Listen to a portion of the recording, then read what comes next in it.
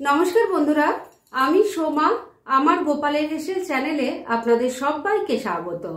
প্রত্যেক দিনের মতো আজকেও একটা দারুণ টেস্টি চটজলদি নিরামিষ রেসিপি নিয়ে চলে এসেছি, যেটা রুটি পরোটার সাথে খেতে ভীষণ ভালো লাগবে।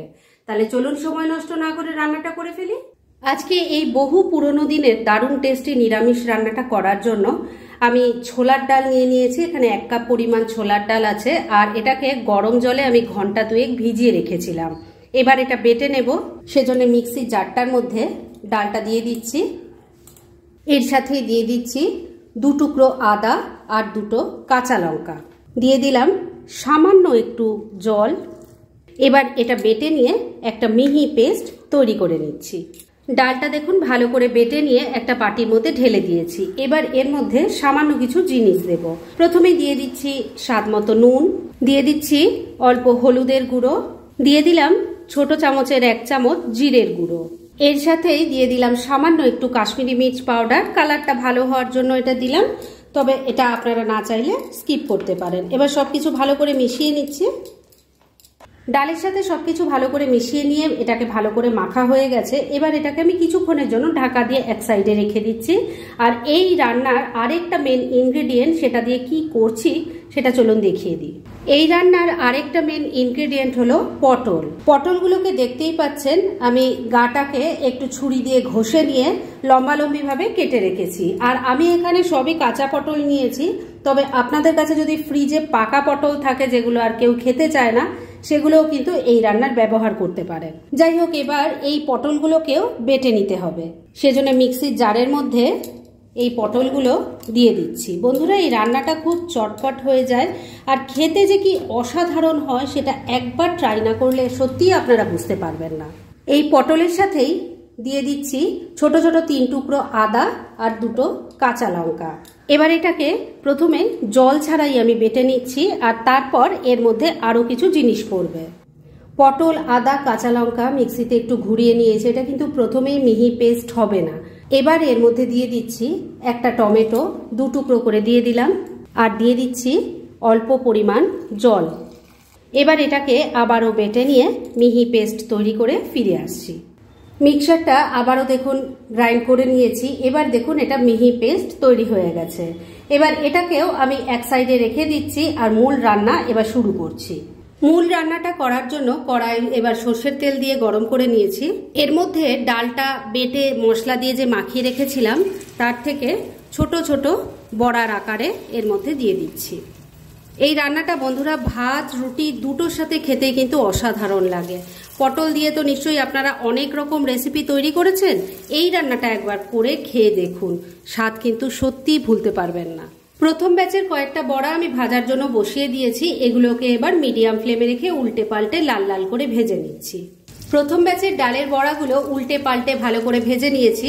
এবার এগুলো তেল ঝরিয়ে তুলে নিচ্ছি, আর এইভাবে সব কটা ভেজে নিয়ে তারপর নেক্সট স্টেপের দিকে এগোচ্ছি।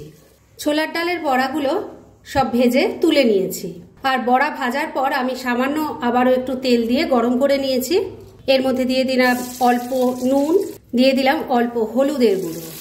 এবার একটু আলুর টুকরো ভেজে নেব, তাই দিয়ে দিলাম। এখানে আমি একটাই মিডিয়াম সাইজের আলু নিয়েছি, সেটাকে একটু বড় বড় টুকরো করে কেটে নিয়েছি। এবার এই আলুর টুকরোগুলোকে ভালো করে ভাজা ভাজা করে তুলে নেব। আলুর টুকরোগুলো ভালো করে ভেজে তুলে রেখে দিয়েছি। এবার যে তেল আছে তার মধ্যেই বাকি রান্না করব।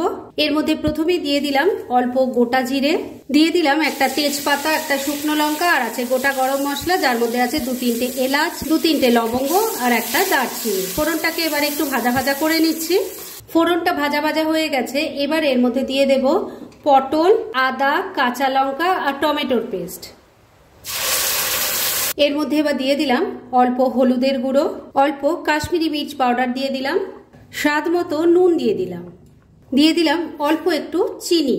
এবার ফ্লেমটাকে মিডিয়ামে রেখে সবকিছু মিশিয়ে নিয়ে এটাকে খুব ভালো করে কষিয়ে নেব। যত ভালো করে এটা কষানো হবে ততই কিন্তু রান্নার টেস্ট অপূর্ব হবে। আর বন্ধুরা, আপনারা আমার রেসিপি দেখার সাথে সাথে আমার ফেসবুক পেজ গোপালের হেসেল, তাতেও ভিজিট করতে পারেন। ডেসক্রিপশন বক্সে লিংক দেওয়া আছে। প্রথম ধাপে যা মশলা দিয়েছিলাম সেটা মিশিয়ে নিয়ে পটল বাটাটাকে মিনিট 2 সময় নিয়ে একটু কষিয়ে নিয়েছি। এবারে এর মধ্যে দিয়ে দিচ্ছি 1 চামচ জিরের গুঁড়ো, 1 চামচ ধনের গুঁড়ো দিয়ে দিলাম অল্প গরম মশলার গুঁড়ো।